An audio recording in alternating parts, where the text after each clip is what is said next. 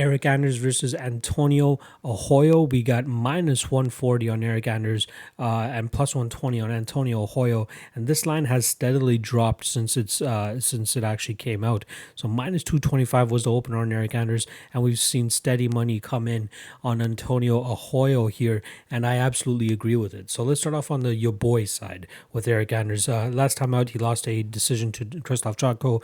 Before that, you can make an argument that he lost that decision to Gerald Meerschaert as well. Let's talk about the Jotko fight, though. We saw, we saw the flaws in Eryk Anders' game, and that's one thing that I've always tried to like wrap my head around in terms of what makes Eryk Anders good.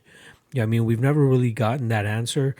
He managed to like put together a streak where he was able to, headline a fight night against Lyoto Machida, and then he goes out there and loses a split decision in a fight where I believe he was a big favorite. He was minus 225 in his 10th ever fight against Lyoto Machida. Say what you want about 2018 Lyoto Machida, but man, that in hindsight, that was probably a really, really bad spot. Then he goes out there, just barely beats Tim Williams, then goes on a 3-fight losing streak, goes out there and beats Vinicius Mojea, and Gerald Meerschaert beats Meerschaert, and then loses Krzysztof Jotko. So now he comes into the UFC. I believe he was 8-0 coming into the UFC. Not to mention coming off a big win over Brendan Allen, who's doing his own good things in the UFC now. And now he finds himself with a 13-5 record. So in the UFC alone, he's gone, 4-5?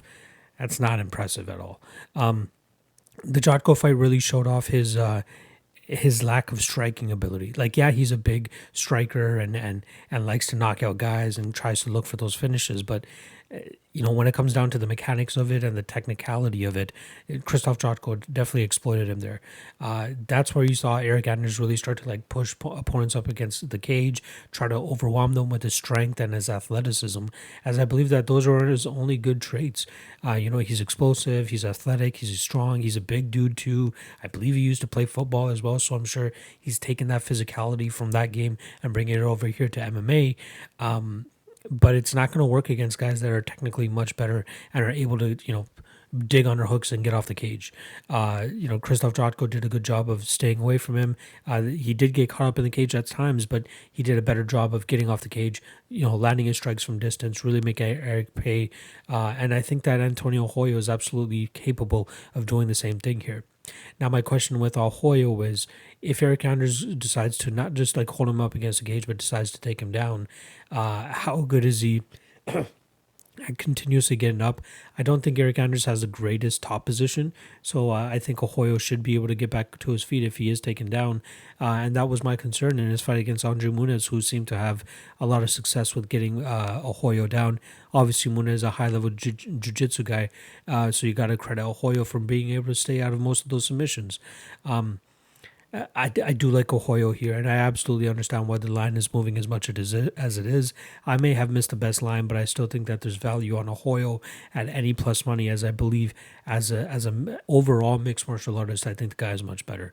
He's a big guy too, so Eryk Anders, let's talk about his size. He's 6'1" with a 75-inch reach, whereas Antonio Arroyo on the other end is 6'3" with a 73.5-inch reach. So we're talking about a guy that has a 2-inch height advantage and doesn't have as much of a reach as Eryk Anders, but I think the leg kicks are definitely going to play in favor of Antonio Arroyo here.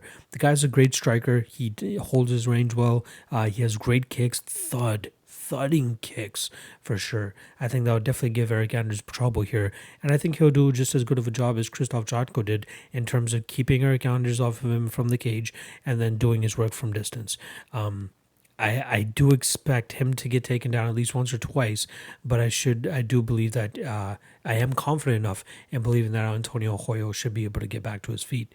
So Arroyo is born in Brazil, but he actually fights out of Albuquerque, New Mexico, and you can actually see a tattoo on his forearm of that whatever it is, the sun, Albuquerque sun, whatever the fuck it is. Everybody knows what that logo is. And funny enough, even his topology page kind of looks like he's like Carlo Condit's bigger brother. It's fucking hilarious. But I like Arroyo in the spot. I think he has a solid chance of springing the upset. And we continue to see the decline of Eryk Anders. Like, I think it was like perfect time, perfect moment for him to go out there and get those 2 first wins that he got in the UFC against, who did he beat? Rafael Natal knocked him out in the first, and then he got a decision victory over Marcus Perez, and then he finds himself in the big time headlining a show against Lyoto Machida in Brazil, and obviously loses that fight. So all in all, I think Ohoyo has all the chops to get this fight done. I like him to win this fight via decision.